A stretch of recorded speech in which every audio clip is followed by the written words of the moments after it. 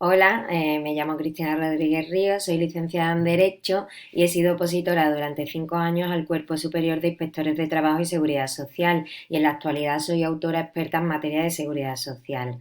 Esta ponencia la vamos a dedicar a los aspectos básicos de la seguridad social, es decir, todos aquellos conceptos que suelen ser más recurrentes cuando estudiamos la materia de seguridad social. Yo, por ejemplo, he considerado como aspectos principales tanto el concepto, es decir, la propia definición del sistema de la seguridad social y el fin que persigue todo sistema con independencia de su origen, el campo de aplicación y estructura, es decir, las personas a las que va a ir destinada el sistema de la seguridad social y la forma de organizarse por parte del Estado, los actos de encuadramiento, que serían aquellos actos administrativos tales como alta, afiliación, baja y variación de datos de los trabajadores en la seguridad social, la cotización, puesto que debe tenerse en cuenta que nuestro sistema es esencialmente contributivo. Y en último lugar, la acción protectora, es decir, todas aquellas contingencias y situaciones ante las que se puede encontrar una persona y las prestaciones que le va a reconocer el Estado. Así, en primer lugar, con respecto al concepto, es importante destacar que el sistema de la seguridad social es una de las grandes conquistas sociales y uno de los pilares básicos del estado de bienestar. Así puede definirse como el mecanismo adoptado por el Estado compuesto por un conjunto de regímenes a través de los cuales éste garantiza a las personas comprendidas en su campo de aplicación la protección adecuada en las contingencias y situaciones que define la ley. Es decir, es un mecanismo elaborado por el propio Estado para proteger a las personas en determinadas situaciones de necesidad.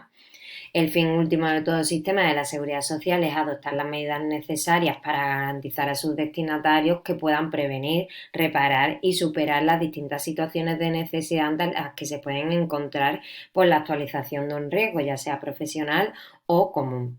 Es decir, proteger a las personas ante las distintas situaciones que se puedan encontrar, que pueden ser de carácter común, accidente no laboral o enfermedad común, y de carácter profesional, un accidente de trabajo o una enfermedad profesional.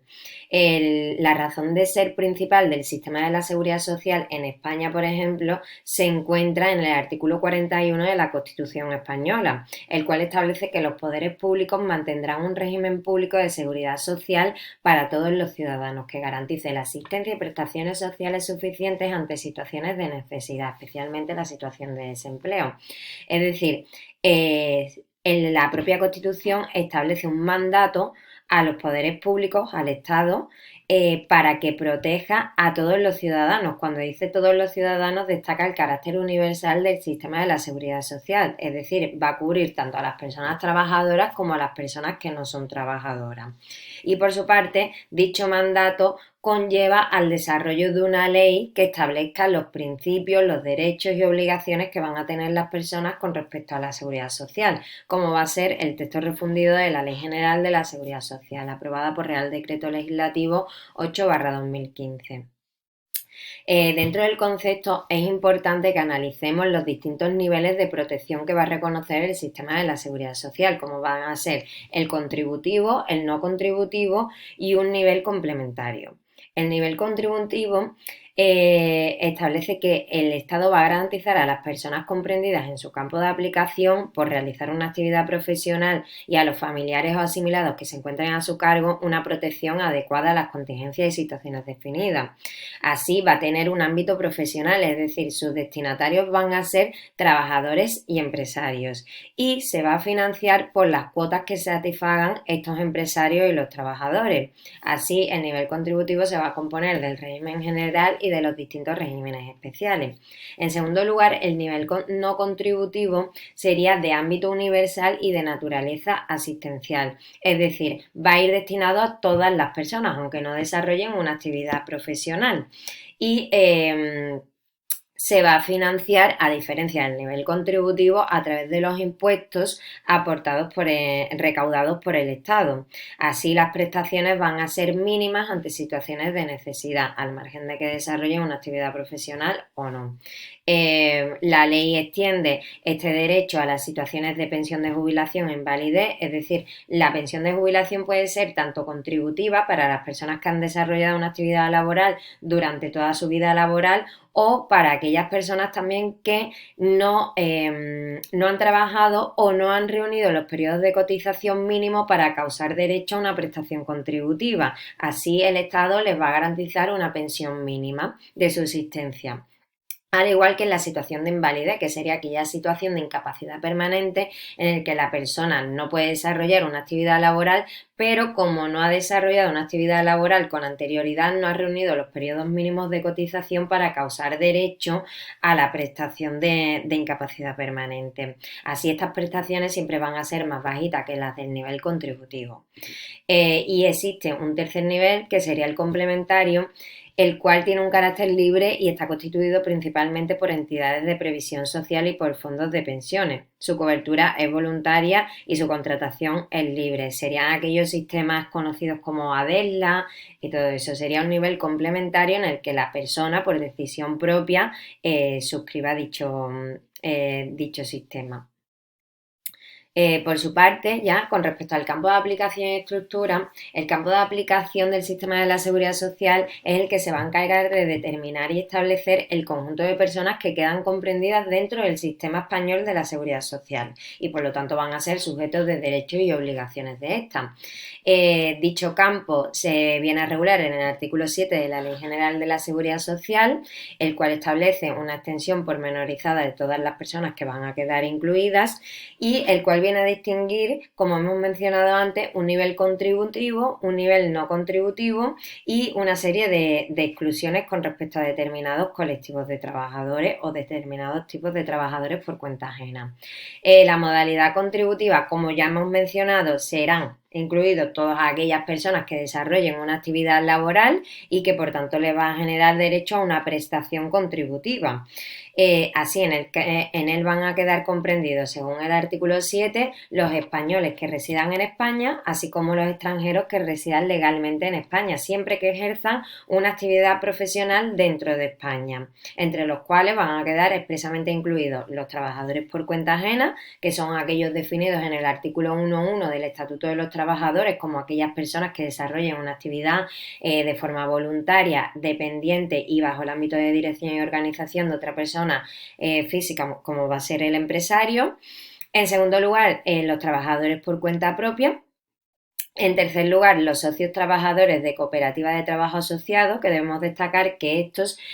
una vez que se incorporan a la sociedad, pueden darse de alta como trabajador cuenta ajena o como trabajador por cuenta propia. En cuarto lugar, los estudiantes, que podría crear algunas dudas, pero el estudiante, una vez que se matricula, paga un seguro escolar, cuya parte de cotización, la suya, la abona este y la parte del empresario le correspondería al Estado. Y en quinto lugar, los funcionarios públicos, civiles y militares.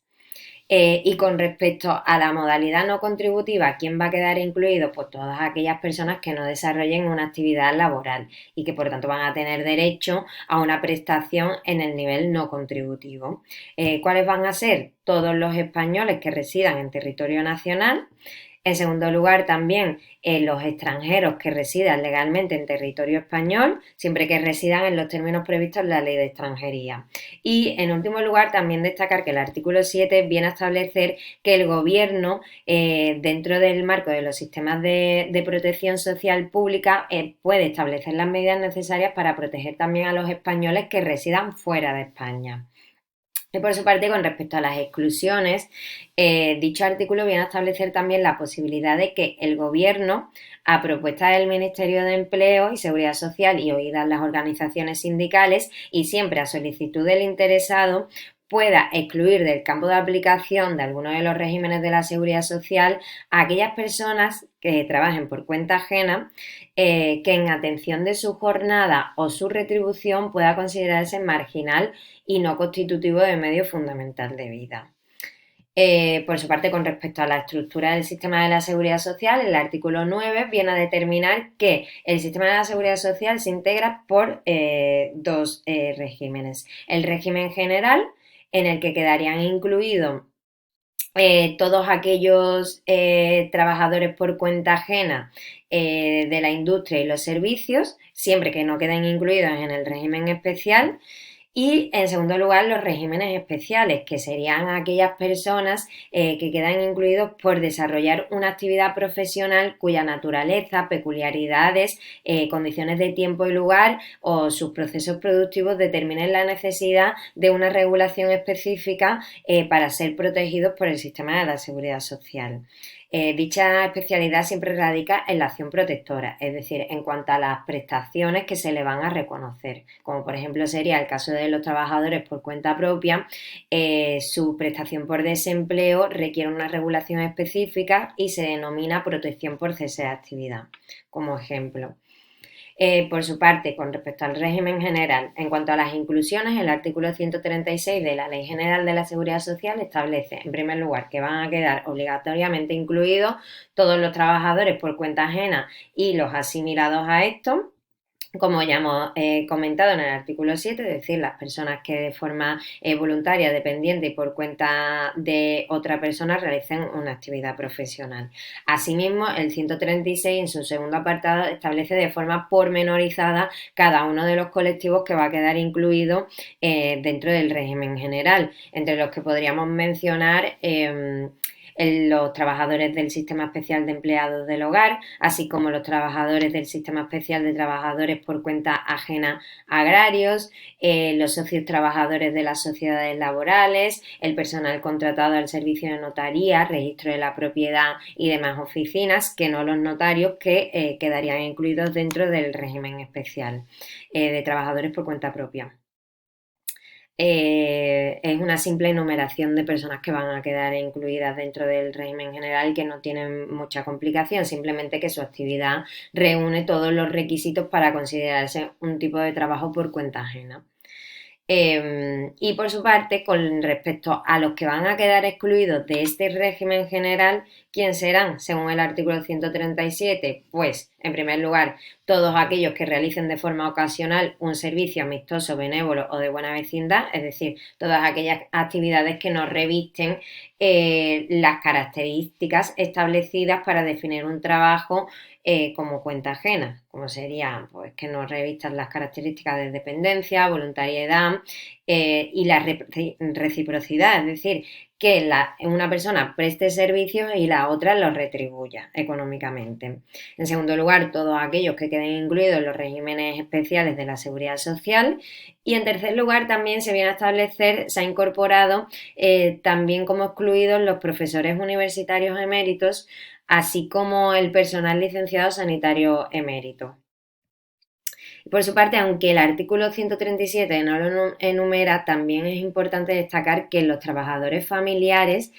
no quedarán incluidos dentro del régimen general. Así, existe como una presunción de no laboralidad para estos trabajadores, salvo que sean dados de alta como trabajadores por cuenta ajena porque reúnen una serie de requisitos. Como familiares se van a considerar siempre al cónyuge, los descendientes, ascendientes y demás parientes del empresario por consanguinidad o afinidad hasta el segundo grado inclusive, así como aquellos que hayan sido adoptados, siempre que desarrollen la actividad dentro del centro de trabajo de la persona titular de la empresa, siempre que convivan en su hogar y estén a su cargo, es decir, que tengan una dependencia económica de este. Es decir, siempre que un familiar dentro de los mencionados dependa económicamente y viva a cargo del titular de la empresa, va a existir una presunción de no laboralidad sobre esa persona. Es decir, no va a ser necesario que esté dado de alta en el régimen general de la Seguridad Social. Y por su parte, dentro del régimen especial, el artículo 10 establece que van a quedar incluidos los trabajadores por cuenta propia, es decir, todas aquellas personas físicas mayores de 18 años que realicen de forma habitual, personal, directa y por cuenta propia y fuera del ámbito de dirección de otra persona una actividad económica o profesional a título lucrativo, den ocupación o no a otra persona como trabajador cuenta ajena, es decir, cualquier trabajador autónomo que decida o no tener como trabajador propio un trabajador por cuenta ajena. En segundo lugar, también se encontrarían los trabajadores del mar, que quedan incorporados al régimen especial del mar, dentro de los cuales es importante destacar que se pueden encontrar tanto trabajadores por cuenta ajena como trabajadores por cuenta propia, que desarrollan actividades marítimo-pesqueras. En tercer lugar, los funcionarios públicos, civiles y militares, que van a tener un régimen especial de regulación, cada uno de ellos, y los estudiantes, que como hemos mencionado, tienen un seguro escolar, acogiendo a todos aquellos menores de 28 años matriculados en tercero y cuarto de la ESO, así como bachiller, formación profesional de grado medio y superior y estudios universitarios. Y en último lugar, también se establece como un cajón desastre la posibilidad de que se integren también todos aquellos demás que determine el Ministerio de Inclusión, Seguridad Social y Migraciones, por considerarlo necesario una regulación específica para ese colectivo. Dentro de este apartado podemos mencionar el régimen especial de la minería del carbón, que aunque no se enumera en el artículo 10 de la Ley General de la Seguridad Social, se considera un régimen especial, puesto que el desarrollo de sus actividades conlleva la necesidad de una regulación específica en cuanto a su acción protectora, puesto que se trataría de un colectivo que desarrolla ciertas enfermedades profesionales como la silicosis, que se debería de jubilar mucho antes debido a la penosidad y toxicidad de la actividad, o que por ejemplo se les reconoce una prestación por desempleo aunque no hayan reunido los requisitos mínimos de cotización para tener acceso a esta. Por su parte, es importante que mencionemos los sistemas especiales, pues de forma conjunta con los regímenes generales y el régimen y los regímenes con el régimen general, perdón, y los regímenes especiales coexisten los sistemas especiales, que serían una serie de grupos destinados a ciertos colectivos que, reuniendo todos los requisitos para poderse incluir dentro del régimen general o dentro de los regímenes especiales, tienen ciertas especialidades en cuanto a su encuadramiento, afiliación, cotización y recaudación. Por lo tanto, se integran según la actividad que desarrollan dentro del régimen general o de los regímenes especiales, pero con su propia regulación específica. Así, entre ellos cabría mencionar los de industria resinera, que por ejemplo en cuanto a afiliación o alta se determina en función de no de los días que desarrolla la actividad, sino en función de los pinares que se explotan. Las frutas, hortalizas e industrias de conservas vegetales, en función también del número de días que se van a necesitar a estas personas, así como el sistema especial de trabajadores por cuenta ajena agrarios y el sistema especial de trabajadores por cuenta propia agrarios, que ambos pertenecían al régimen especial agrario y este se dividió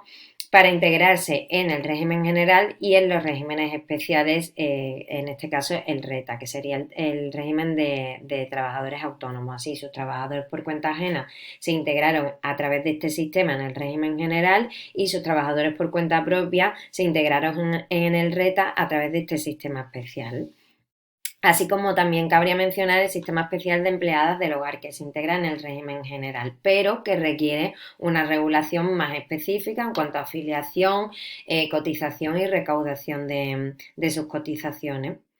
Por su parte, con respecto a los actos de encuadramiento, debemos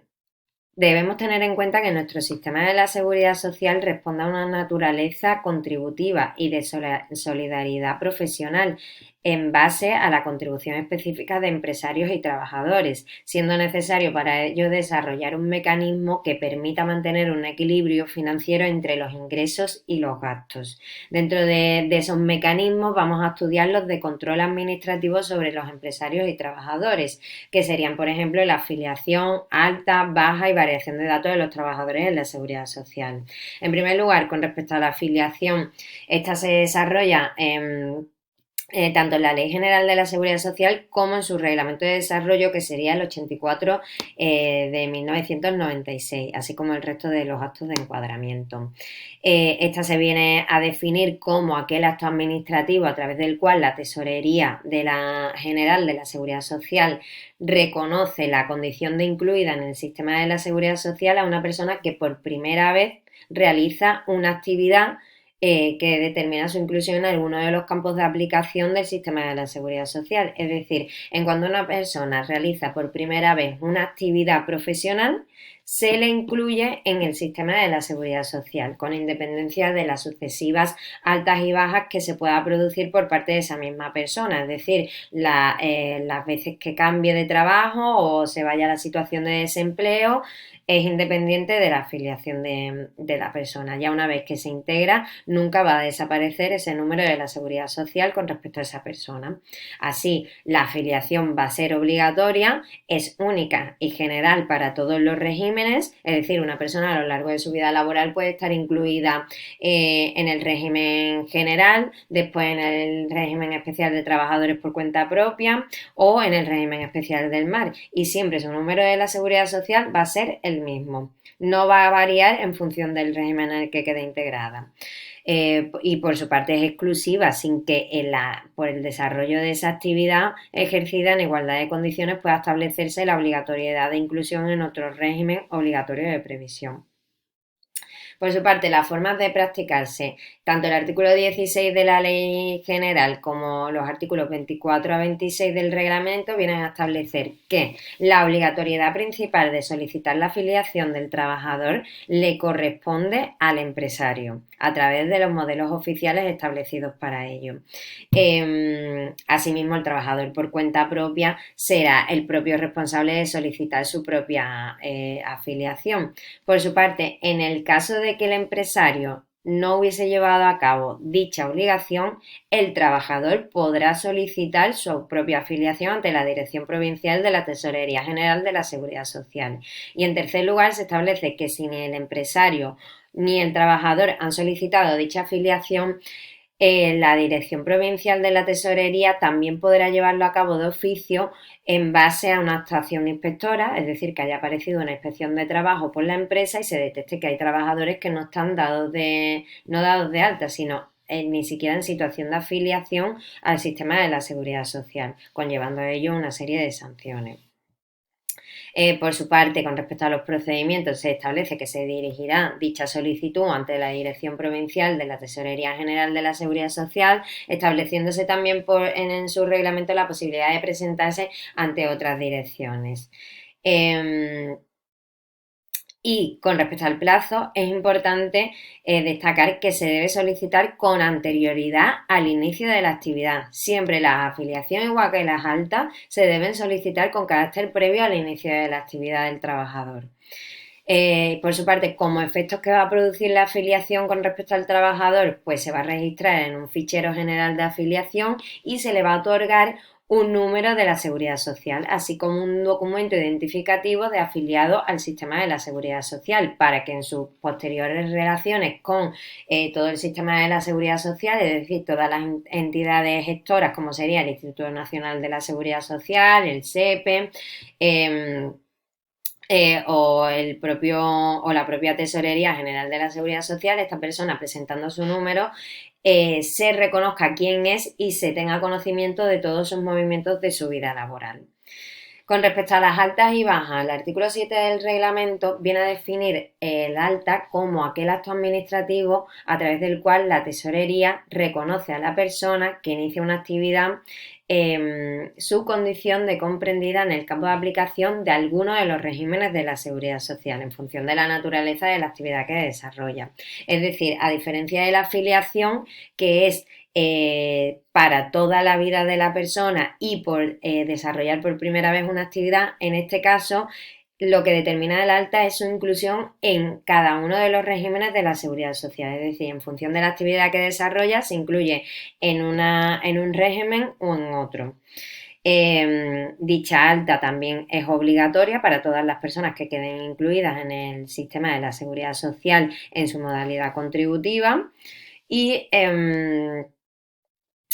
el cumplimiento de la obligación de solicitar el alta o practicarla de oficio, determinado en todo caso el régimen general en que viene determinando en todo caso el régimen en que el interesado quedará comprendido por razón de su actividad. Asimismo, cuando una persona ejerciere de forma simultánea distintas actividades, pero en condiciones o en formas diversas que dieren lugar a su inclusión en diferentes regímenes del sistema de la seguridad social o en el mismo régimen por cuenta de una más de otra, su encuadramiento será múltiple, constituyendo ello las situaciones de pluriactividad o pluriempleo. Es decir, cuando una persona desarrolla dos actividades que den lugar a su inclusión en el régimen general, por ejemplo, por ser trabajador por cuenta ajena para dos empresas, o cuando desarrolla actividad por cuenta ajena en una empresa y también tenga constituida una empresa por este mismo, constituyéndose como autónomo, puede desarrollar las dos actividades y quedará incluido su alta en los dos regímenes de la seguridad social. Por su parte, ¿cómo se van a solicitar? Pues ante la Dirección Provincial de la Tesorería General de la Seguridad Social a nombre de cada trabajador. En este caso, destacar, al igual que en el caso de la afiliación, que el responsable principal de dicha solicitud va a ser el empresario y en caso de que el empresario no cumpla con sus obligaciones, va a ser el propio trabajador el que va a poder solicitar su propia afiliación, su propia alta. Y por su parte, también cuando no se hubiese llevado a cabo a través de la solicitud del empresario o del propio trabajador, se establece también la posibilidad de llevarse a cabo de oficio por parte de la Dirección Provincial en base a cualquier actuación inspectora que tenga lugar en la propia empresa o cualquier documento que aparezca en tesorería que se detecte que éste está desarrollando una actividad laboral pero que no aparece dado de alta en ninguno de los regímenes de la seguridad social, teniendo ello sus consecuencias a efectos de sanciones. Por su parte, es importante destacar que el artículo 29 del reglamento establece que aunque el empresario no hubiese llevado a cabo dicha alta con respecto al trabajador, el trabajador tendrá la consideración de alta de pleno derecho a los efectos de las prestaciones de accidente de trabajo, enfermedad profesional, desempleo, riesgo durante el embarazo y riesgo durante la lactancia. Es decir, que si el trabajador tiene un accidente de trabajo y este no había sido dado de alta por el empresario, a ese trabajador se le va a reconocer la prestación de accidente de trabajo, puesto que el incumplimiento lo ha llevado a cabo el empresario y es responsabilidad del empresario. En siguiente lugar, con respecto al lugar donde se van a presentar, se establece que serán dirigidas ante la Dirección Provincial de la Tesorería General de la Seguridad Social o se pueden establecer también mecanismos para que se presenten en otro lugar pero se redireccionen a la Dirección Provincial de la Tesorería General.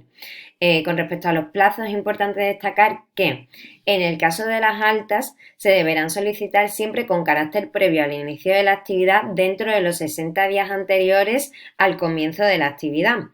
Y debe mencionarse que con anterioridad, por ejemplo, los autónomos sí podían solicitar su alta dentro de los 30 días siguientes al inicio de dicha actividad, pero que ello ha sido eliminado, puesto que inducía a mucho fraude, ya que tenían como no se daban de alta hasta que no les apareciese una inspección de trabajo y detectasen esa falta de alta. Entonces le podían decir, no, es que acabo de comenzar la actividad y pensaba darme de alta a comienzo del mes. Ya no, ya se le permite que si empiezas el día 10, te des de alta el día 10 y se comienza a cotizar desde ese mismo día. Así no cabe ninguna explicación de no, es que pretendía darme de alta, ya se ha eliminado para que no induzca fraude. Y por su parte, con respecto a las bajas, es importante destacar que se deberá comunicar dentro de los 3 días siguientes al cese de la actividad por parte del trabajador, así como las variaciones de todos los datos que tengan que ver con la afiliación, altas y bajas. Por su parte, con respecto a los efectos que va a producir el alta en la seguridad social, pues si se ha comunicado en tiempo y forma dicha alta, el trabajador se va a considerar en situación de alta con respecto a la seguridad social desde el día que comience la actividad. Por su parte, si se hubiese comunicado fuera de plazo, solo se considerará dado de alta desde el día que se hubiese solicitado dicha alta, que fuese posterior al plazo establecido por la ley. Y por su parte, en el caso de las altas defectuosas, es decir, que se haya comunicado algún elemento erróneo o que no se haya comunicado ciertos elementos que se vienen a solicitar, se considerará dado de alta cuando se hayan subsanado las deficiencias en el plazo de 10 días. Por su parte, también se podrán llevar a cabo las altas de oficio, en cuyo caso dicha alta se considerará, por tanto, producida el día que se ha detectado que no estaba dado de alta el trabajador. Es decir, si una actuación inspectora se ha llevado a cabo el día 10, ese trabajador se considerará dado de alta desde el día 10, es decir, el día que se detectó que no estaba dado de alta, salvo que mediante pruebas fehacientes se pueda demostrar que ese trabajador llevaba mucho más tiempo desarrollando la actividad para la empresa. Por su parte, ya con respecto a la cotización, en cuanto a la definición de la propia cotización, debemos destacar que el carácter esencialmente contributivo del sistema español de la seguridad social determina la importancia de la cotización, entendida desde un punto de vista económico como el conjunto de recursos financieros que aportan las personas comprendidas en el sistema de la seguridad social, como son los empresarios y los trabajadores. La acción protectora del sistema contempla, según el hecho causante, en un doble riesgo según se genere la situación protegida en riesgos comunes, es decir, accidente no laboral o enfermedad común, o riesgos profesionales, y de ahí que la cotización tenga un doble cauce, la contingencia por contingencias comunes y la cotización por contingencias profesionales. Además de ello, también cabe destacar que existen una serie de conceptos por los que se recauda conjuntamente, como serían el desempleo, formación profesional y fondo de garantía salarial. Y por su parte también existiría una cotización adicional por horas extraordinarias. Dichos recursos financieros aportados por los trabajadores y empresarios se denomina cuota, la cual se viene a definir en el artículo 6 del reglamento de cotización como aquella, aquella cantidad resultante de la operación liquidatoria de aplicar un porcentaje llamado tipo de cotización a una cantidad fijada en las normas aplicables a la cotización en los diferentes regímenes que integran el sistema de la seguridad social, denominada base de cotización, y de deducir en su caso los importes de bonificaciones y reducciones. Es decir, la cuota se va a considerar como el importe que ingresa una persona durante un periodo de liquidación, que suelen ser mensuales con carácter general, que vendrá determinado por la base de cotización.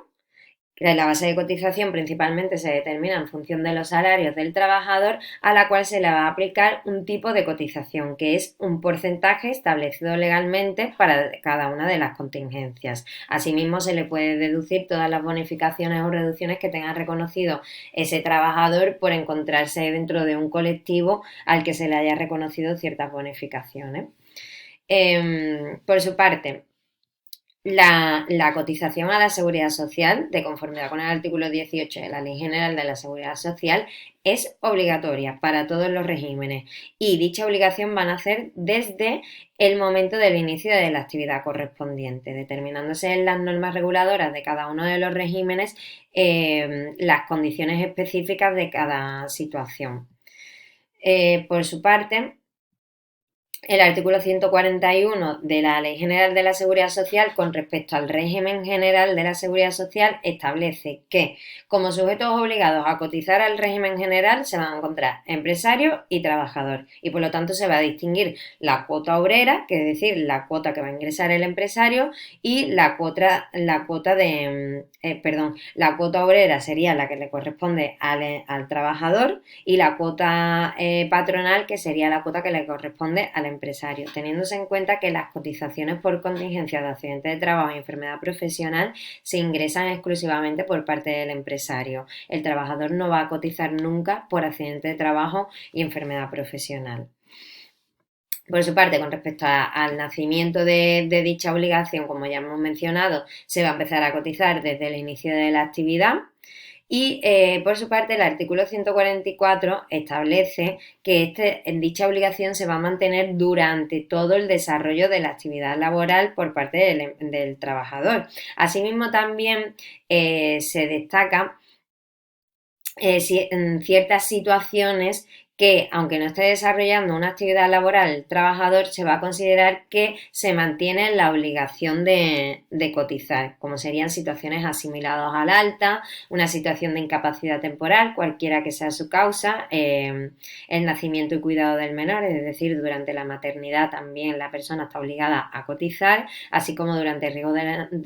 durante el embarazo y riesgo durante la lactancia natural, así como todas las situaciones de asimilada al alta, como hemos mencionado, como sería durante los periodos de percepción de una prestación por desempleo, el trabajador sigue cotizando, aunque no cotiza directamente, sino que el SEPE, cuando le abona la prestación, ya ha deducido las cantidades por las que va a cotizar el trabajador, ingresándola al SEPE directamente en el sistema de la Seguridad Social. Y por su parte,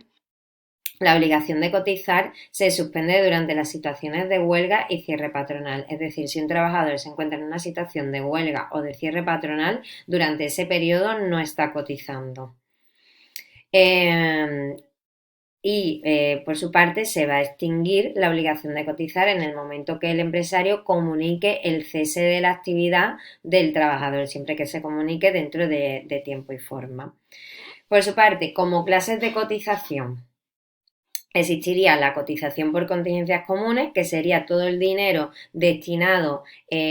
para causar derecho a prestaciones por contingencias comunes, es decir, todas aquellas que deriven de accidente no laboral o enfermedad común. En segundo lugar, se encontraría la cotización por contingencias profesionales, que sería todo aquel dinero recaudado para hacer frente a las prestaciones derivadas de un accidente de trabajo o una enfermedad profesional. Dichas cotizaciones, como hemos mencionado, se corren a cargo exclusivamente del empresario y comprenderá el pago de dos primas, una para la situación de incapacidad temporal y otra para la invalidez, muerte y supervivencia. Y en tercer lugar, también se encontraría la cotización por desempleo, que va destinada a recaudar cantidades para causar derecho a prestación por desempleo, es decir, cuando el trabajador se encuentra en una situación de desempleo, tendrá derecho a dicha prestación porque ha cotizado por esta durante el periodo del desarrollo de la actividad. Después se encontraría la situación de Fogasa, que a través de esta cotización se garantiza la percepción, con ciertos límites, del salario, indemnización por despido o extinción de la relación laboral pendiente de pago por insolvencia, suspensión de pago o declaración de concursos a acreedores del empresario. Y esta también se va a ingresar exclusivamente por parte del empresario. Es decir, cuando el empresario se declara en situación de insolvencia y no le pueda pagar al trabajador sus salarios o su indemnización de despido, el Fogasa, de lo recaudado por este, va a abonarle unas cantidades determinadas, que no va a ser, generalmente no suelen ser las cantidades que le correspondan en la totalidad al trabajador, sino dentro de los límites propios establecidos por la propia ley. Y por último, también existiría la cotización por formación profesional, es decir, esta cotización obtiene recursos para la formación, recualificación y reciclaje de los trabajadores. Con respecto al cálculo de la cuota, la cotización a la Seguridad Social, por lo que se refiere al régimen general, en este caso con respecto a la cotización, voy a destacar que vamos a analizar principalmente el régimen general del sistema de la Seguridad Social, puesto que los regímenes especiales cada uno requiere su estudio muy específico y muy detallado. Así, una vez que se entiende el régimen general, se entienden la forma general de cotizar el sistema de la Seguridad Social, y ya únicamente haría falta analizar de forma pormenorizada cada uno de los regímenes especiales. En este caso, la cotización al régimen general se va a determinar aplicando a la base de cotización un tipo de cotización. ¿Qué va a ser la base de cotización? Pues una cantidad correspondiente a cada trabajador determinada por el salario de este. Y el tipo de cotización va a ser un porcentaje determinado por la ley que se va a aplicar con respecto a dicha base de cotización. Y del resultado de aplicar a la base de cotización, el tipo de cotización, se va a obtener lo que se considera la cuota, que ya la hemos definido en el artículo 6 del reglamento de cotización. En este caso, como base de cotización, ¿qué se va a considerar como tal según el artículo 147? Pues La base de cotización para todas las contingencias y situaciones amparadas por la acción protectora del régimen general, incluidas las de accidente de trabajo y enfermedad profesional, estará constituida por la remuneración total, cualquiera que sea la forma o denominación, tanto en metálico como en especie, que con carácter mensual tenga derecho a recibir el trabajador o asimilado, a lo que efectivamente perciba de ser esta superior, por razón del trabajo que realice por cuenta ajena. Es decir, la base de cotización se va a integrar por todas aquellas cantidades que tengan carácter de conceptos salariales. Así, el artículo 23 también del reglamento de cotización viene a definirla como a efectos de su inclusión en la base de cotización se considera como remuneración la totalidad de las percepciones que reciben los trabajadores, tanto en dinero como en especie, y retribuyan el trabajo efectivo o los periodos de descanso computables como trabajo, como serían las vacaciones, por ejemplo. A estos efectos constituye percepciones en especie la utilización, consumo u obtención para fines particulares de bienes, derechos o servicios de forma gratuita o a un precio inferior normal del mercado, aun cuando no suponga un gasto real para quien los concede. Es decir, por ejemplo, el pago de la comida diaria o la concesión de un vehículo por parte de la empresa, eso se consideraría como salario en especie. Destacar en este caso que siempre el salario en especie no puede superar más del 30% del salario en dinero del trabajador y nunca podrá menguar el salario del trabajador por debajo del salario mínimo interprofesional. Como exclusiones de la base de cotización, pues todo aquello que se considera como gastos de locomoción del trabajador porque se desplace fuera del centro de trabajo o dentro del centro de trabajo habitual por realizar el mismo trabajo. Con independencia de que utilice el transporte público o transporte privado, así como los gastos por locomoción del trabajador que se desplace fuera del centro habitual de trabajo por realizar el mismo en un lugar distinto no comprendidos en el apartado anterior, así como gastos normales de manutención y estancias generados en un municipio distinto del trabajo habitual del perceptor y del que constituya su residencia. Es decir, cuando tú desplazas al trabajador a otro lugar para desarrollar una actividad, no se considerará integrado en la base de cotización los pagos de los hoteles, así como el pago de las comidas. Por su parte, que se va a considerar también excluido las indemnizaciones por fallecimiento y las correspondientes a traslados, suspensiones y despidos, es decir, todo el pago de una indemnización por despido no se va a incluir dentro de la base de cotización de un trabajador, así como todo lo que se incluya como indemnización por traslado o por fallecimiento.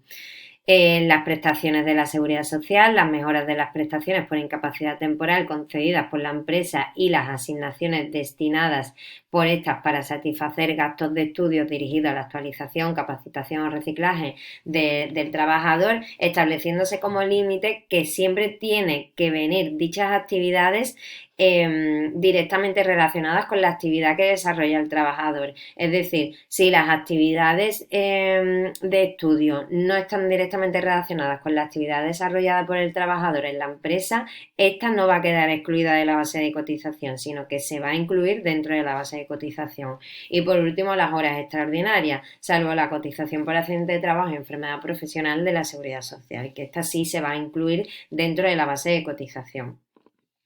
Por su parte, como base de cotización por contingencias comunes, ¿cómo se va a calcular? Pues desde 1992 se viene calculando de la misma forma que será. Se computa la remuneración devengada en el mismo mes al que se refiere la cotización, es decir, todo el salario percibido por el trabajador se utiliza para determinar esa base de cotización y a la cual se le añade también la parte proporcional de todas las gratificaciones extraordinarias y conceptos retributivos que tengan una periodicidad o su devengo sea superior al mensual o que no tenga carácter periódico y se satisfagan dentro del ejercicio económico del año en curso. Es decir, todas aquellas cantidades que no pagues mensualmente al trabajador, sino que lo puedas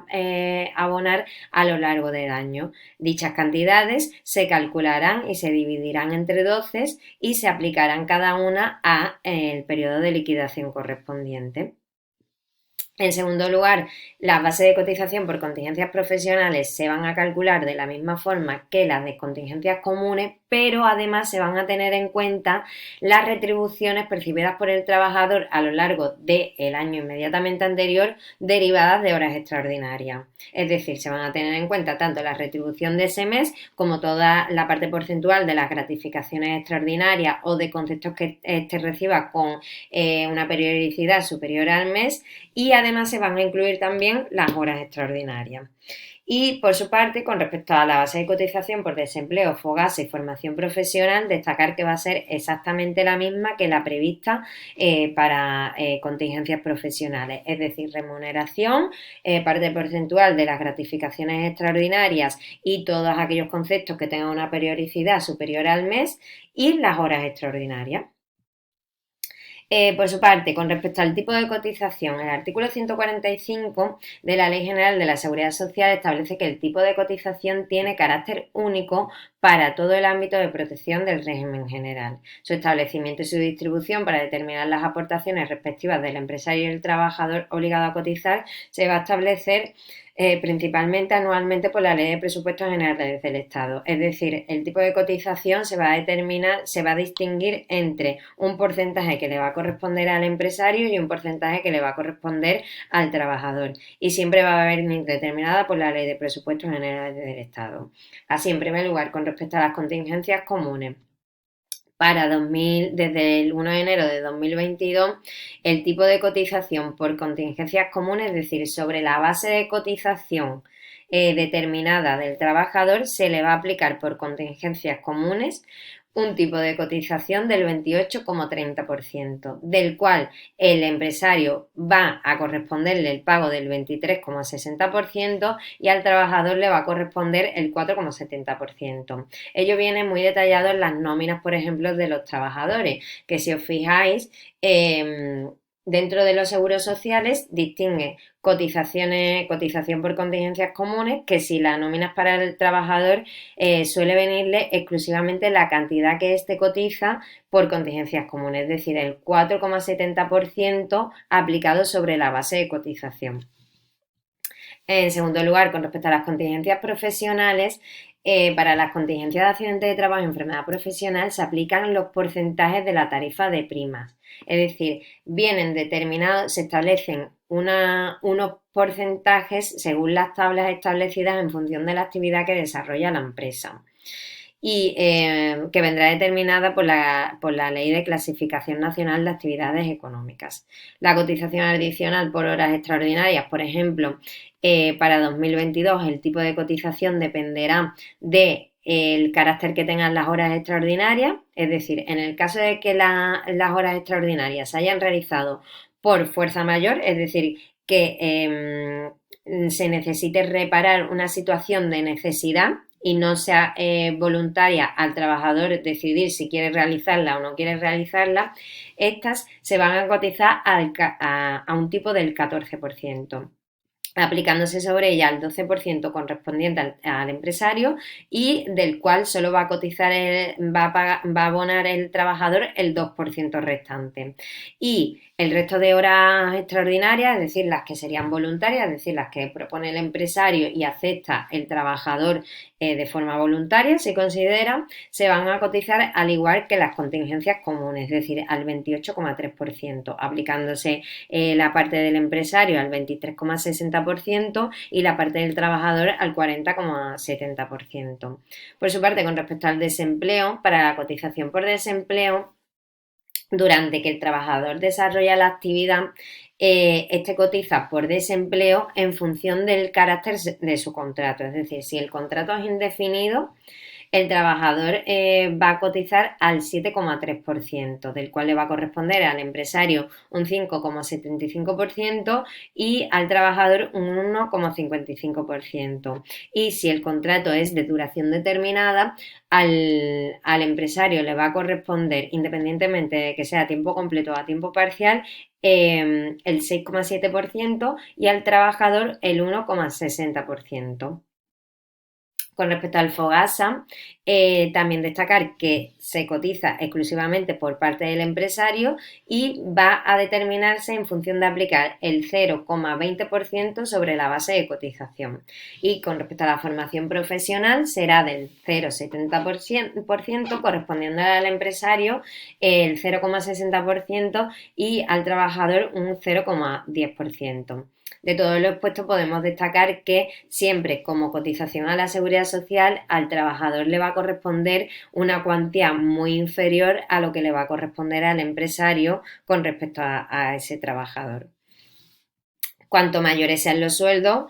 mayores son las cotizaciones a la seguridad social, mayores son los ingresos que se realizan por parte del trabajador a la seguridad social.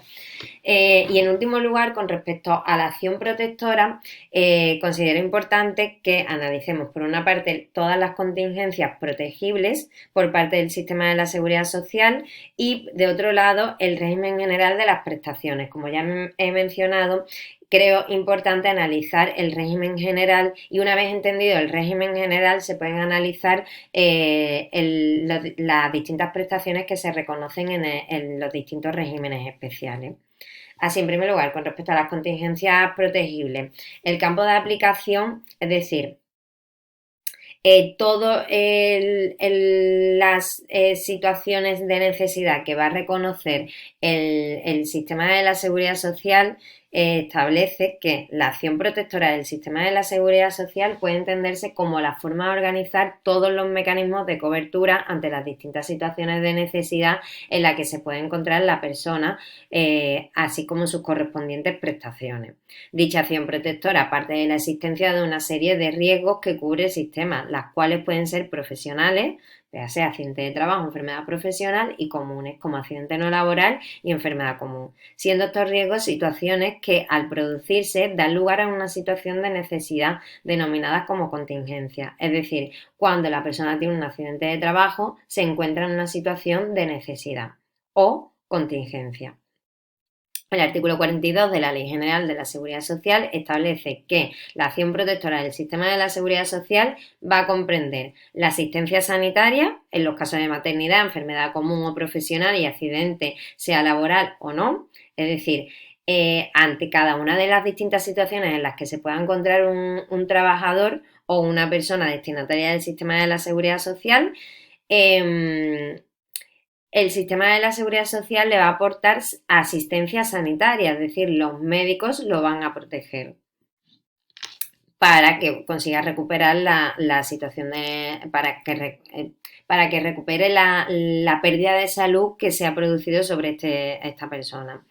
La recuperación profesional, cuya procedencia se aprecie en cualquiera de los casos que se mencionan en el anterior, es decir,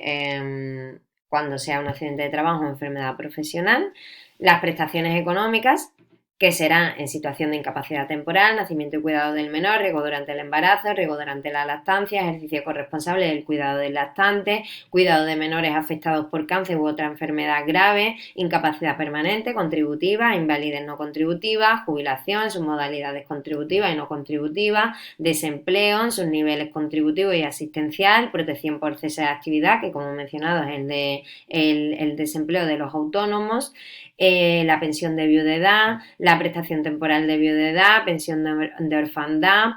prestación de orfandad, que sería diferente, pensión en favor de familiares, subsidio en favor de familiares, auxilio por defunción, indemnización en los casos de muerte por accidente de trabajo o enfermedad profesional, así como el ingreso mínimo vital. Las prestaciones familiares de la seguridad social, tanto en su modalidad contributiva o no contributiva, y las prestaciones de los servicios sociales, que pueden establecerse en materia de formación y rehabilitación de personas con discapacidad de asistencia y de asistencia a las personas mayores, así como aquellas otras materias en que se considere conveniente. Igualmente, y como complemento de las prestaciones comprendidas en el apartado anterior, se pueden otorgar también los beneficios de asistencia social. Es decir, que se va a reconocer por parte del sistema de la seguridad social una asistencia sanitaria, una recuperación profesional, una prestación económica, puesto que todas estas personas ante determinadas situaciones y al no poder trabajar van a necesitar de un soporte económico. Así como después las prestaciones familiares y servicios sociales y asistencia social. Por su parte, cabe destacar que las prestaciones del régimen general son incompatibles entre sí, es decir, una persona no puede tener derecho con carácter general a dos prestaciones a la misma vez, es decir, debe optar a favor de una de las dos. Por su parte, con respecto a la responsabilidad en orden de las prestaciones, viene a suponer la importancia de la determinación de a quién le va a corresponder el pago de las prestaciones en materia de seguridad social. Así, el artículo 45 de la Ley General establece que las entidades gestoras de la seguridad social serán las responsables de las prestaciones cuya gestión les esté atribuida, siempre que se hayan cumplido con los requisitos generales y particulares exigidos para causar derecho a cada una de las mismas. En este caso, destacar que el artículo viene a decir que las entidades gestoras, es decir, el Instituto Nacional de la Seguridad Social, así como el INSERSO o el Instituto Social de la Marina para los Trabajadores del Mar, es la que se encarga de la gestión y control de las prestaciones reconocidas a cada uno de los trabajadores, salvo la prestación por desempleo que se va a reconocer por parte del SEPE. Por su parte, se va a reconocer siempre que el empresario haya cumplido con las obligaciones, puesto que en el caso de que el empresario no hubiese cumplido con las obligaciones de afiliación y cotización por parte del trabajador, el pago de dichas prestaciones le va a corresponder al propio empresario, si bien en base al principio de automaticidad de las prestaciones, la Ley General de la Seguridad Social establece en su artículo 167 que, aunque sea responsable el empresario, el sistema le va a reconocer un anticipo del pago de dichas prestaciones, puesto que el reconocimiento de la responsabilidad por parte del empresario podría llevar mucho tiempo y la persona se encuentra en una situación de necesidad que necesita que le paguen esa prestación. Así, se establece que serán tanto las entidades gestoras, las mutuas colaboradoras con la seguridad social o los servicios comunes quien haga frente al pago de dichas prestaciones y ya después será la empresa la que deba abonarle dichas cantidades a la entidad gestora o a la mutua a través de un proceso de reclamación de cantidades. Por su parte, con respecto a los aspectos comunes de la acción protectora, considero que es importante que destaquemos qué se considera, según la Ley General de la Seguridad Social, como accidente de trabajo y qué se considera como enfermedad profesional. Como accidente de trabajo, el artículo 156 establece que se entiende por accidente toda lesión corporal que el trabajador sufra con ocasión o como consecuencia del trabajo que ejecute por cuenta ajena. Es decir, toda lesión física, aunque también pueden incluirse las lesiones psíquicas sobre la persona que sufra el trabajador. Cuando dice con ocasión o como consecuencia, se refiere a tanto sea directamente por haber desarrollado la actividad como aquellas que se deriven del desarrollo de esa actividad, como serían, por ejemplo, los accidentes in itinere, es decir, los accidentes que se tienen al ir o al volver del trabajo. Así, dentro de las inclusiones del artículo 156, para los trabajadores por cuenta ajena, debemos destacar, se considera como accidente de trabajo los que sufre el trabajador al ir o al volver del lugar de trabajo, como hemos mencionado, que serían los accidentes in itinere, sobre los cuales existe amplia jurisprudencia, puesto que a cada situación hay que analizarla de forma individualizada a efecto de determinar si dicho accidente viene derivado principalmente por el desarrollo de la actividad, es decir, si ese trabajador se desplazó exclusivamente porque tenía que ir a trabajar o no se ha producido por ello. En segundo lugar, aquellos que sufre el trabajador con ocasión o como consecuencia del trabajo, del desempeño de cargos electivos de carácter sindical, así como los ocurridos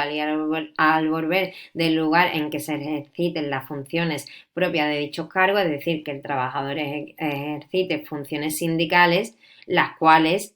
las desarrolla porque desarrolla actividad en esa empresa y ha asumido dichas funciones. Los ocurridos con ocasión o como consecuencia de las tareas que, aun no siendo las correspondientes a su grupo profesional, las ejecute el trabajador en cumplimiento de las órdenes del empresario o espontáneamente en interés del buen funcionamiento de la empresa. Es decir, que en ese momento sea necesario que el trabajador intervenga y desarrolle dicha actividad. Venga justificado el desarrollo de dicha actividad. Y los acaecidos en actos de salvamento y otros de naturaleza análoga cuando unos y otros tengan una conexión con el trabajo, es decir, que estén directamente relacionados con el desarrollo de dicha actividad. Y también enumera 3 supuestos de enfermedades, como serían las enfermedades que no se encuentren incluidas como enfermedades profesionales, que se deriven de la realización de la actividad laboral del trabajador, así como aquellas enfermedades o defectos padecidos con anterioridad por parte del trabajador, pero que el desarrollo de dicha actividad agrave esa enfermedad, y las consecuencias de un accidente que resulten modificadas en su naturaleza, duración, gravedad o terminación por enfermedades intercurrentes. Es decir, que un determinado accidente laboral haya producido ciertas enfermedades en el trabajador. Por su parte, que se establece una presunción iuris tantum, es decir, una relación directa sobre que el accidente de trabajo sobre que el accidente se considera accidente de trabajo siempre que el trabajador haya tenido el accidente durante la jornada de trabajo y dentro del centro de trabajo. Por su parte, ¿qué se va a excluir de accidente de trabajo? Pues aquellos que sean debidos a fuerza mayor extraña al trabajo, entendiéndose por tal en las que sea de tal naturaleza que no guarde relación alguna con el trabajo que se ejecuta al ocurrir el accidente. En ningún caso se considerará fuerza mayor extraña al trabajo la insolación, por ejemplo, el rayo y otros fenómenos análogos de la naturaleza. Los que sean debidos al dolo o imprudencia temeraria del trabajador y no impedirán la calificación de un accidente de trabajo la imprudencia profesional, que como consecuencia del ejercicio habitual de un trabajo y se derive de la confianza que te inspira. Es decir, que el trabajador, debido a su desarrollo diario de esa misma actividad, reduzca los niveles de atención sobre la actividad y la concurrencia de la culpabilidad civil o criminal del empresario, de un compañero de trabajo de accidente o de un tercero, salvo que no guarde relación alguna con el trabajo. Por su parte, con respecto a las enfermedades profesionales, el artículo 157 establece que se entenderá por enfermedad profesional la contraída a consecuencia del trabajo ejecutado por cuenta ajena en las actividades que se especifiquen en el cuadro que se apruebe por las disposiciones de aplicación y desarrollo de esta ley y que esté provocada por la acción de los elementos o sustancias que en dicho cuadro se indiquen para cada una de las enfermedades profesionales. Es decir, se va a considerar como enfermedad profesional todas aquellas que se originen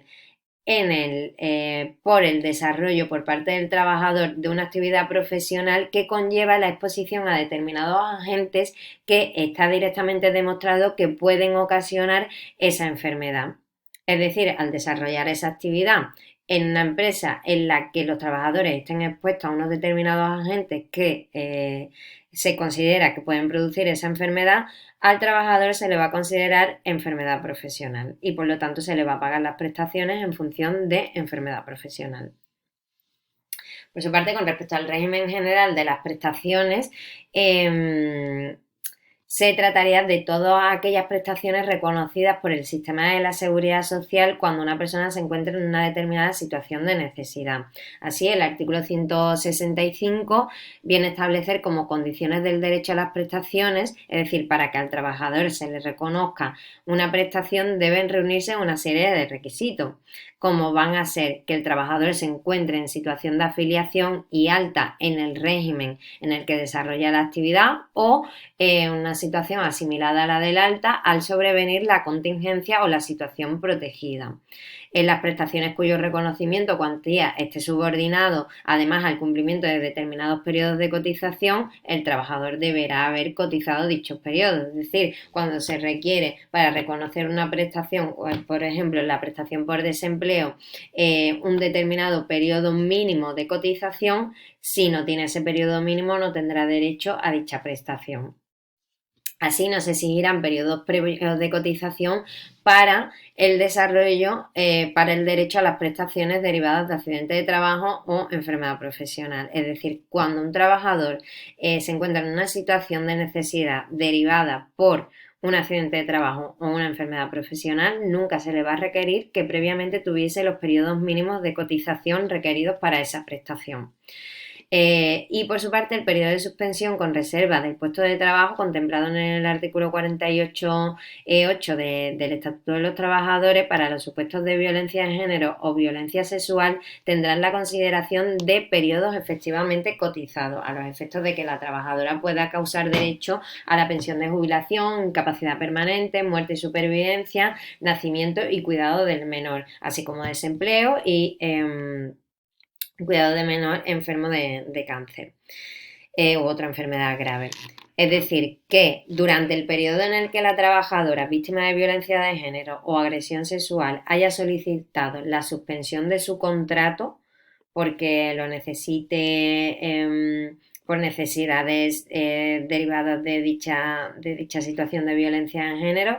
ese periodo de suspensión se va a considerar como si la trabajadora hubiese estado desarrollando sus actividades normales y por tanto se considerará periodo cotizado a efectos de que ésta después pueda solicitar las prestaciones de incapacidad permanente, muerte y supervivencia, jubilación, desempleo, nacimiento, cuidado del menor, etcétera.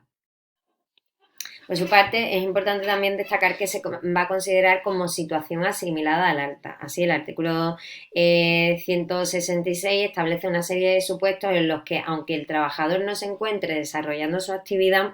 el sistema de la seguridad social lo va a considerar como si se encontrase en situación de alta. Así, en este caso, enumera una serie de supuestos, como sería la del desempleo total durante la que el trabajador perciba la prestación. Es decir, durante la percepción de la prestación, el trabajador seguirá cotizando por cantidades diferentes que por el desarrollo de la actividad, pero se va a considerar como una situación asimilada al alta, así como los periodos de vacaciones cuando el trabajador haya llegado al fin de la actividad laboral y le correspondiesen días de vacaciones por pagarle, dichos días se va a considerar en situación de alta, es decir, un trabajador finaliza el contrato el día 10 y tenía derecho a 10 días de vacaciones que no habían sido disfrutados. Pues durante esos 10 días, hasta el día 20, se va a considerar en situación de asimilada al alta y el día 20 se le dará de baja en ese régimen en el que estuviese incluido. Los casos de excedencia forzosa, traslado por empresa fuera del territorio nacional, convenio especial con la Administración de la Seguridad Social y los demás que señala el Ministerio también se podrán considerar como asimilados al alta. Y también es importante la consideración de alta de pleno derecho para los trabajadores comprendidos en el régimen general de la seguridad social en situación de alta a efectos de accidente de trabajo, enfermedad profesional y desempleo, aunque su empresario hubiese incumplido con las obligaciones. Es decir, aunque el empresario no hubiese cumplido con las obligaciones del trabajador de darlo de alta o asimilado al alta, se va a considerar en situación de alta de pleno derecho. Por su parte, como prestaciones que ampara toda la acción protectora del sistema de la seguridad social, pues las prestaciones se van a considerar como el conjunto de medidas que pone en funcionamiento la seguridad social para prever, reparar o superar determinadas situaciones o estados de necesidad concreto, que suelen originar una pérdida de ingresos o un exceso de gastos en la persona. Es decir, van a ser aquellos mecanismos que va a reconocer el sistema de la seguridad social cuando la persona se encuentre en una situación de imposibilidad de desarrollo de sus propias actividades y, por tanto, por no desarrollarlo, no va a obtener ingresos, ante los cuales el Estado o la mutua va a aportarle las prestaciones para ayudarlo económicamente. Dichas prestaciones en su mayoría van a ser económicas, como hemos mencionado, y serían las siguientes: asistencia sanitaria, que ya hemos descrito que se vendría a considerar como la asistencia médica necesaria para que la persona recupere su salud, incapacidad temporal, riesgo durante el embarazo, riesgo durante la lactancia, nacimiento y cuidado del menor, cuidados de menores afectados por cáncer u otra enfermedad grave, la corresponsabilidad en el cuidado del lactante, incapacidad permanente, tanto en su modalidad contributiva como no contributiva, las lesiones permanentes no invalidantes, que serían situaciones en las que el trabajador ha tenido un accidente de trabajo y le ha producido una mutilación o una lesión que no tiene carácter permanente. Por lo tanto, se le abonará una indemnización. La jubilación, tanto en su modalidad contributiva como no contributiva, muerte y supervivencia, que quedarían incluidas todas las prestaciones de pensión de viudedad, orfandad, auxilio por defunción, etcétera, y las prestaciones familiares, así como prestación por desempleo, tanto en su nivel contributivo, asistencial, y todo el resto de niveles que se vienen a reconocer a las situaciones, a las personas que se encuentran en una situación de desempleo, la prestación por cese de actividad de los trabajadores autónomos, como ya hemos mencionado, que sería el desempleo de los autónomos, los servicios sociales y las prestaciones del seguro social. Asimismo, también cabe destacar como nueva incorporación el ingreso mínimo vital. Entre ellas vamos a mencionar ciertas prestaciones que suelen ser las más recurrentes en los exámenes de oposición a la hora de preguntar, como sería la incapacidad temporal, en primer lugar, ¿no? Que se viene a considerar pues como aquel estado de necesidad en la que se puede encontrar una persona que le impide trabajar temporalmente, conllevando la pérdida de ingresos económicos y la necesidad de recibir una asistencia sanitaria para recuperar su salud, la pérdida de su salud ocasionada. Así, el artículo 169 establece que serán situaciones que determinen una incapacidad temporal las debidas a enfermedad común o enfermedad profesional, así como accidente de trabajo o enfermedad o accidente no laboral, mientras que el trabajador reciba esa asistencia sanitaria y esté impedido para el desarrollo del trabajo, teniendo esta una duración máxima de 365 días y prorrogable 180 días más cuando existan las expectativas de que el trabajador se pueda recuperar durante ese periodo y se pueda causar un alta una vez pasado dichos 180 días. Y también, en segundo lugar, durante los periodos de observación por enfermedad profesional, en los que se prescriba la baja del trabajador durante la misma, con una duración de 180 días prorrogable por otros 180 días, considerándose en este caso como periodo de observación el tiempo necesario para el estudio médico de una enfermedad profesional, cuando haya necesidad de aplazar el diagnóstico definitivo. Es decir, cuando exista la posibilidad de que se trate de una enfermedad profesional y se requiera observar los efectos que pueda estar teniendo dicha situación sobre el trabajador. Con respecto a la cuantía de la prestación de incapacidad temporal va a consistir en un subsidio equivalente al 100% de la base reguladora, según el artículo 171 de la Ley General de la Seguridad Social. Así, en este caso, el nacimiento del derecho, con respecto al nacimiento del derecho, se establece que en caso de accidente de trabajo o enfermedad profesional, el subsidio se abona desde el día siguiente al de la baja, en el trabajo, estando a cargo del empresario el salario íntegro correspondiente al día de la baja. En caso de enfermedad común o accidente no laboral, el subsidio se abona a partir del cuarto día. Si bien esos 3 primeros días pueden ser objeto de mejora por parte de convenio colectivo, es decir, si el convenio colectivo que regula a la actividad de ese trabajador establece que se le abonarán esos 3 primeros días, pues este trabajador tendrá derecho al abono de su salario durante esos 3 primeros días. Y a partir de ahí, del cuarto al 15º, la prestación será abonada por parte del empresario y del 16º se abonará por parte de la entidad gestora, es decir, el Instituto Nacional de la Seguridad Social o la mutua con la que se hubiese concertado la cobertura de las contingencias. Durante la situación de huelga y cierre patronal, el trabajador no tiene derecho a prestación económica por incapacidad temporal, teniéndose en cuenta que si éste la viniese percibiendo con anterioridad y va a la huelga, sí tendrá derecho a dicha incapacidad temporal, pero si durante la situación de huelga tiene un accidente y se produce su situación de incapacidad temporal, se le reconocerá una vez finalice la huelga y se calculará sin tener en cuenta los días de huelga. Su base de cotización, es decir, la cuantía de la prestación, se determinará sin tener en cuenta los días que haya asistido a la huelga, para que no se reduzca sus derechos laborales. Dicha cuantía, así como el momento de su nacimiento y duración, difieren según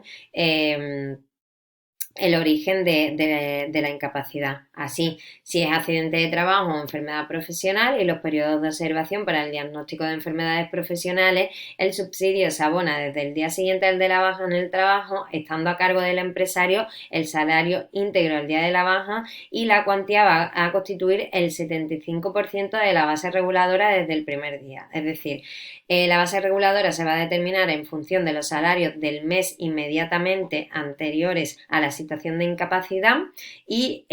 de lo que corresponda a esta se le va a aplicar un 75% y va a ser la cantidad que el trabajador va a tener derecho a recibir durante toda la situación de incapacidad temporal. Pero si se trata de una situación de enfermedad común o accidente no laboral, se le va a abonar en un primer momento un 60% de la base reguladora desde el cuarto día hasta el 20º y a partir de ese día, desde el 21º en adelante, se le va a abonar el 75%. Así, los 3 primeros días, como hemos mencionado, pueden ser objeto de mejora voluntaria por parte de los convenios colectivos. Por su parte, ¿cuándo se va a perder el derecho a la incapacidad temporal? Según el artículo 174, se establece que se extinguirá por el transcurso del plazo máximo de los 545 días, que serían los 365 días primero más la prórroga de los 180 días, es decir, una vez que finaliza ese periodo, se acaba el derecho a la incapacidad temporal. O por alta médica, por curación o mejoría que le permita al trabajador realizar su trabajo, es decir, si durante dichos periodos se realiza una revisión y se determina que el trabajador está en condiciones de desarrollar la actividad, se producirá el alta antes del transcurso de los plazos máximos. Por ser dado de alta el trabajador con o sin declaración de incapacidad permanente, es decir, se trataría de aquellas situaciones en las que el trabajador está en una situación de incapacidad temporal, pero se considera que dicha situación puede ser realmente una situación de incapacidad permanente, es decir, que el trabajador, si se incorporase tras dicha baja a desarrollar sus actividades, se podría producir una enfermedad más grave y por lo tanto es importante que se determine su incapacidad permanente para el desarrollo de esa actividad, por lo que se tramita el alta en incapacidad temporal para iniciar un procedimiento de declaración de incapacidad permanente. Por el reconocimiento de la pensión de jubilación, es decir, en cuanto el trabajador es considerado en situación de jubilación, su situación administrativa pasa de incapacidad temporal a jubilación, y por la incomparecencia injustificada a cualquiera de las convocatorias para los exámenes médicos y reconocimientos establecidos por los médicos adscritos al Instituto Nacional de la Seguridad Social o la mutua colaboradora que le esté pagando la prestación. Es decir, si la persona que se supone que está necesitada de asistencia sanitaria no acude a dicha asistencia sanitaria o a las revisiones para ver la situación en la que se encuentra el trabajador, se le extinguirá el derecho a la incapacidad temporal y en último lugar por fallecimiento de la persona. En siguiente lugar, como prestación también a destacar la de nacimiento y cuidado del menor, que es lo antiguamente denominado como maternidad y en la que queda incluida también la situación de paternidad, puesto que se han equilibrado ambas prestaciones. En este caso, ¿qué se considera como situación protegida en el caso de nacimiento y cuidado del menor? Pues el nacimiento, la adopción, la guarda con fines de adopción y acogimiento familiar de conformidad con el Código Civil o las leyes civiles de la comunidad, siempre que en este último caso la duración no sea inferior a un año durante los periodos de descanso que por tales situaciones se disfrute. Es decir, se va a considerar como situación de nacimiento y cuidado del menor cuando se produzca el nacimiento o la adopción de un menor y la persona se encuentre durante los periodos de descanso previstos en el Estatuto de los Trabajadores, que serían de 16 semanas, ampliables 2 semanas más para los supuestos de parto múltiple o discapacidad en el hijo o la madre. Por su parte, como prestación económica en este caso va a ser la misma que la prevista para la incapacidad temporal, es decir, se va a tratar como si se tratase de una incapacidad temporal por contingencias comunes. La base de cotización va a ser la determinada por el trabajador en el mes inmediatamente anterior a la situación de nacimiento y cuidado del menor. Y se puede producir pérdida o suspensión de dicho derecho cuando el trabajador actuase fraudulentamente para obtener o conservar dicha prestación o cuando realice una actividad por cuenta ajena o por cuenta propia durante los periodos de descanso. En siguiente lugar, como riesgo durante el embarazo, ¿qué se va a considerar? Pues aquella situación de suspensión del contrato de trabajo por parte de la trabajadora por determinarse la imposibilidad de desarrollar la actividad durante dicho periodo porque pueda suponer un riesgo durante el embarazo. Es decir, que se haya intentado modificar su jornada de trabajo o su puesto de trabajo y haya sido imposible y se haya visto la necesidad de la empresa de suspender su contrato de trabajo. En este caso, la prestación económica va a ser como si se tratase de una incapacidad temporal por contingencias profesionales, es decir, va a ser más alta que la de contingencias comunes, determinándose su cuantía en función de la remuneración de el mes inmediatamente anterior y teniéndose en cuenta la parte de las horas extraordinarias abonadas en los 12 últimos meses. Por su parte, en el caso de riesgo durante la lactancia sería la misma situación que la prevista para el riesgo durante el embarazo, es decir, aquellas situaciones en las que se determine por parte de la empresa y por parte de informes médicos que la trabajadora no puede desarrollar la actividad puesto que los agentes a los que pueda estar expuesto puedan suponer un riesgo para el lactante o para la propia trabajadora y la cuantía económica va a ser la misma que para el riesgo durante el embarazo, es decir, una incapacidad temporal por contingencias profesionales. Por su parte también se reconoce una protección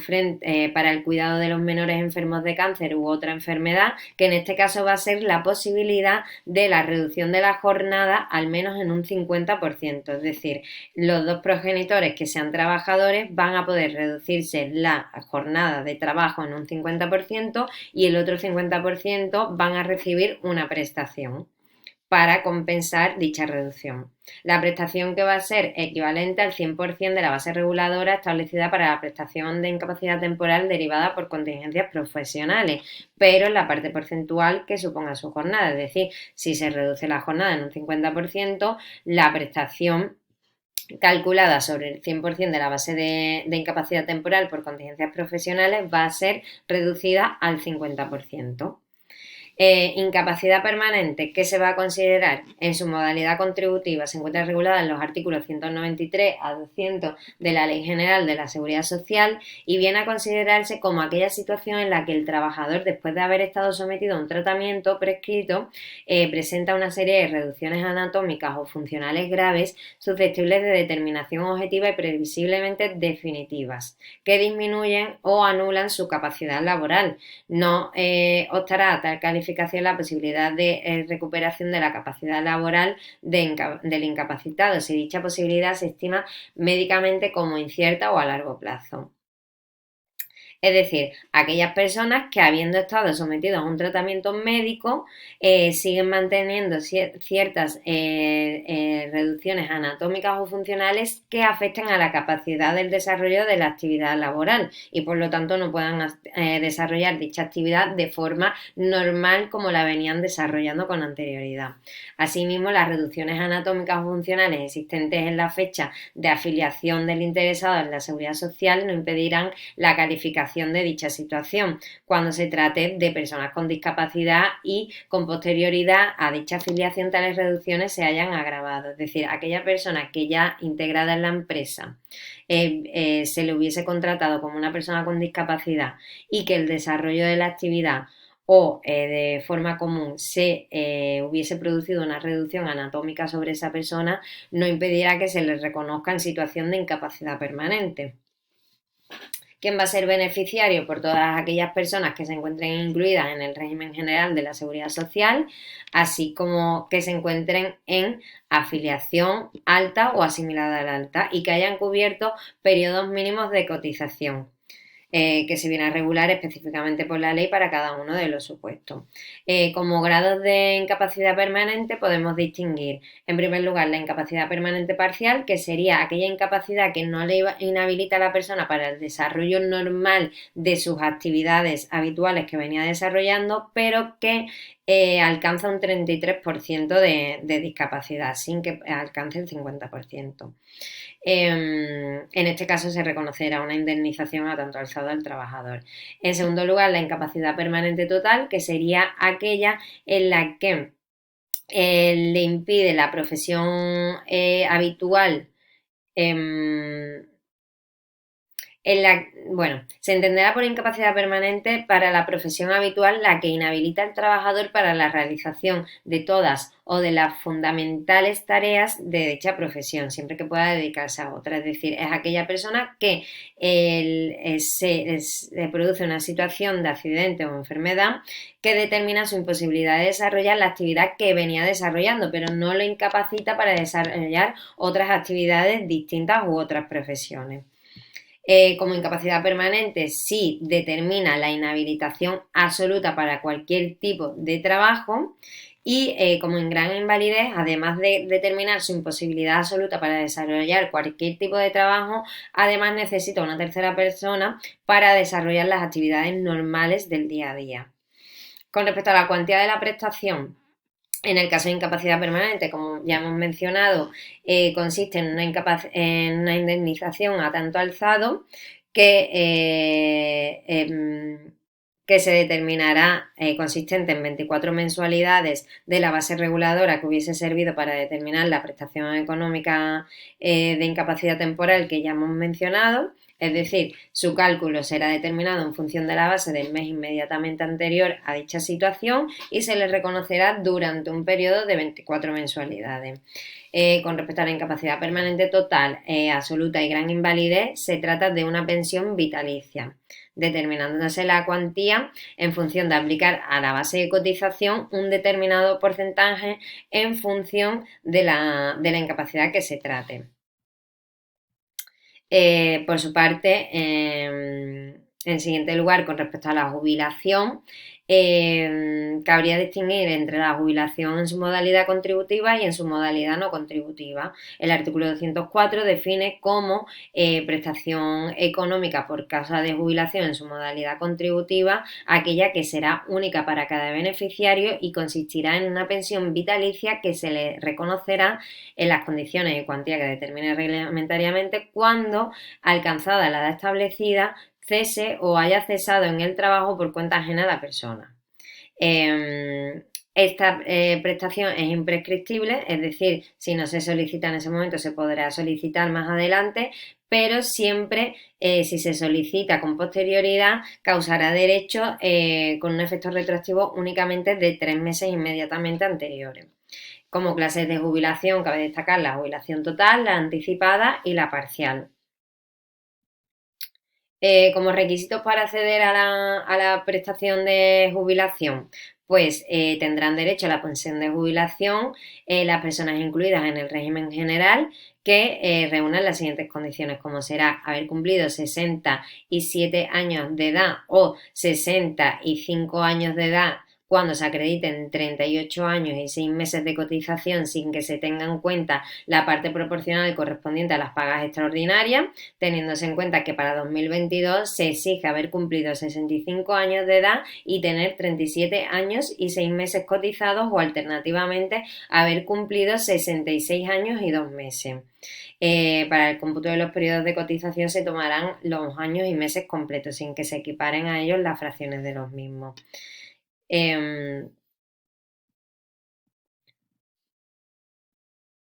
Por su parte, también deberán tener cubierto un periodo mínimo de cotización, que he perdido el mando. Deberán tener cubierto un periodo mínimo de cotización de 15 años, de los cuales al menos 2 deberán estar comprendidos dentro de los 15 años inmediatamente anteriores al momento de causar el derecho. Es decir, esa persona, además de encontrarse en la edad establecida para acceder a la pensión de jubilación, deberá haber cotizado un periodo mínimo de cotización. Como jubilación en su modalidad no contributiva, podemos considerar aquella en las que los ciudadanos que, habiendo cumplido 65 años, no hayan cotizado el tiempo necesario a la seguridad social para alcanzar el derecho a la pensión de jubilación contributiva, sin que reúnan los requisitos establecidos a continuación, siempre que reúnan los requisitos establecidos a continuación. Es decir, que hayan cumplido 65 años de edad, carecer de rentas o ingresos en una cuantía suficiente y residir legalmente en territorio español, y lo hayan hecho durante los 10 años entre la edad de 16 años y la edad de devengo de la pensión, de los cuales 2 deberán ser consecutivos e inmediatamente anteriores a la solicitud de la prestación. Es decir, deben reunir una serie de requisitos de residencia legal en España para que se les reconozca la prestación no contributiva de jubilación, teniéndose en cuenta en este caso que las cuantías de las prestaciones no contributivas se determinan anualmente por la Ley de Presupuestos Generales del Estado. Y por último, destacar también las prestaciones de muerte y supervivencia. En este caso, como prestaciones, cabe mencionar que el artículo 216 establece que en caso de muerte, cualquiera que fuese su causa, cuando concurran los requisitos exigibles, se reconocerán, según lo supuesto, alguna o alguna de las prestaciones siguientes, como son auxilio por defunción, pensión vitalicia de viudedad, prestación temporal de viudedad, una pensión de orfandad, así como una pensión vitalicia o, en su caso, un subsidio temporal en favor de familiares. En caso de muerte causada por accidente de trabajo o enfermedad profesional, se reconoce además una indemnización a tanto alzado. Es decir, si la persona ha muerto por un accidente de trabajo, la persona beneficiaria de la pensión de viudedad tendrá además derecho a una indemnización a tanto alzado. Asimismo, en los casos de muerte tendrá derecho a una prestación de orfandad las hijas e hijos del causante fallecido como consecuencia de violencia contra la mujer, en los términos que se defina por la ley y los instrumentos internacionales ratificados por España, siempre que se hallen en circunstancias equiparables a una orfandad absoluta, con las excepciones establecidas en los artículos previstos por la Ley General de la Seguridad Social y que no se reúnan los requisitos para causar una pensión de orfandad. Es decir, si no hubiesen tenido derecho a la pensión de orfandad normal, sí tendrán derecho a esta pensión de orfandad siempre que la fallecida hubiese sido víctima de violencia de género. Así, a rasgos generales, hemos analizado todos los aspectos básicos de la seguridad social, aunque quedan muchísimos más por analizar y de forma muchísimo más pormenorizada, pero espero que el análisis de estos conceptos os haya por lo menos solucionado ciertas dudas que se producen cuando se empieza a estudiar toda la materia de seguridad social.